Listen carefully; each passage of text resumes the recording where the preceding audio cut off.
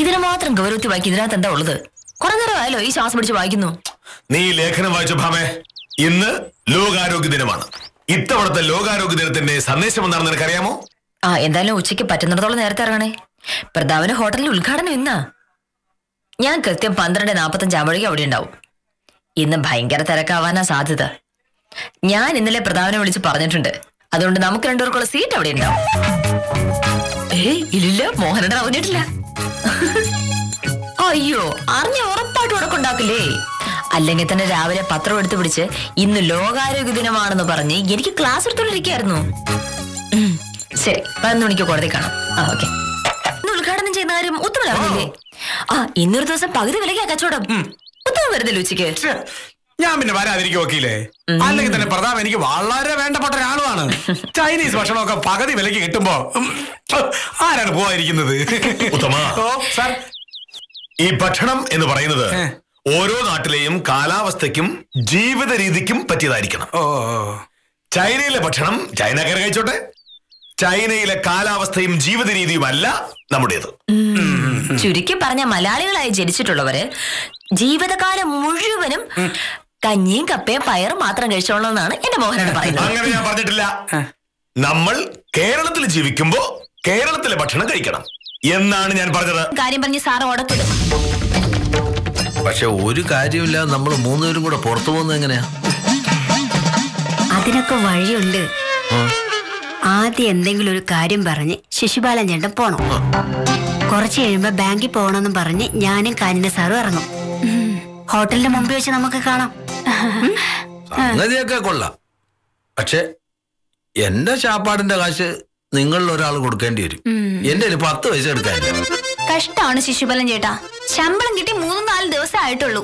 അതിനിടയിൽ അത് മുഴുവൻ തീർന്നോ? കാര്യം പറഞ്ഞ മനസ്സിലാവാത്ത കഴുതകൾ. പോകരുതെന്ന് പറഞ്ഞാൽ അവര് പോകും. ശിശുപാല, അതെ അതെ. അനന്താ, ഒരു കാര്യം ചെയ്യ്. കൃത്യം 1 മണിയാകുമ്പോ ഞാൻ ശിശുപാലിനെ താലൂക്ക് ഓഫീസിലേക്ക് അയക്കാം. ശരി ശരി. അപ്പൊ എല്ലാം പറഞ്ഞ പോലെ. ശിശുപാല സാർ, താലൂക്ക് ഓഫീസിൽ പോയി സഹദേവനൊന്ന് കാണണം. ഇവിടുത്തെ കഴിഞ്ഞ മാസത്തെ കണക്ക് മുഴുവൻ ക്ലോസ് ചെയ്യാനാണ്. കൃത്യം 1 മണിക്ക് എന്നാ ഒരു 4 മണിയാകുമ്പോ ജോലിയൊക്കെ തീരും. അല്ല സാർ, 2 മണിക്ക് പോയാലോ? പറ്റില്ല. 1 മണിക്കാണ് സഹദേവന് സൗകര്യം. കൃത്യം 1 മണിക്ക് പുറപ്പെടണം. 12:30 ആവുമ്പോ കഴിച്ചോണ്ട് പൊയ്ക്കോളാൻ പറഞ്ഞു. അപ്പൊ പ്രതാപന്റെ ഹോട്ടലിൽ നിന്ന് കഴിക്കാൻ ശിശുപാലൻ ചേട്ടന് യോഗമില്ല. അപ്പൊ പിന്നെ ഞാനും കാജിന സാറും കൂടെ പൊയ്ക്കോളാം. അത് നടക്കില്ല പ്രൊഫസറെ. ഉച്ചയ്ക്ക് 1 മണി മുതൽ 2 മണി വരെ പുറമ്പോക്കിന്റെ കണക്കെടുക്കാൻ പ്രൊഫസർ മോഹനേശ്വര സാറിന്റെ കൂടെ കൂടണമെന്നാ പറഞ്ഞിരിക്കുന്നത്. അതെന്താ ഈ 1 മണിയുടെ കണക്ക്? എനിക്ക് 45 മിനിറ്റ് റെസ്റ്റിന് അനുവാദമുള്ളതാ. ആ സമയത്ത് ജോലി ചെയ്യേണ്ട ഒരു കാര്യമില്ല. ആര് പറഞ്ഞു?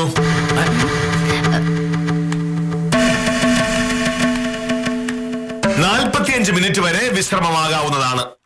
പക്ഷേ അത് 1 മണി മുതൽ 1:45 വരെ തന്നെ ആകണം എന്ന് വാശി പിടിക്കരുത്. കഴിഞ്ഞില്ലേ പ്രഭേ? തീരാറായി. ഇത് എപ്പോ തുടങ്ങി എഴുത്താന്ന് ആലോചിച്ച് നോക്ക് കാഞ്ഞിന സാറേ. സത്യത്തിൽ ഇതുകൊണ്ട് ഒരു അത്യാവശ്യം ഉണ്ടായിട്ടില്ല. മോഹനേഷ് സാറിന്റെ വാശി. എന്ത് ചെയ്യാനാ? ഇത്തിരി മനസാക്ഷിയുള്ള ഒരു വില്ലേജ് ഓഫീസറുടെ ഓഫീസിൽ ജോലി ചെയ്യാൻ നമുക്ക് ഭാഗ്യമില്ലാതായി പോയി. സ്വയംപ്രഭ സാറേ, സംഭവം അറിഞ്ഞ?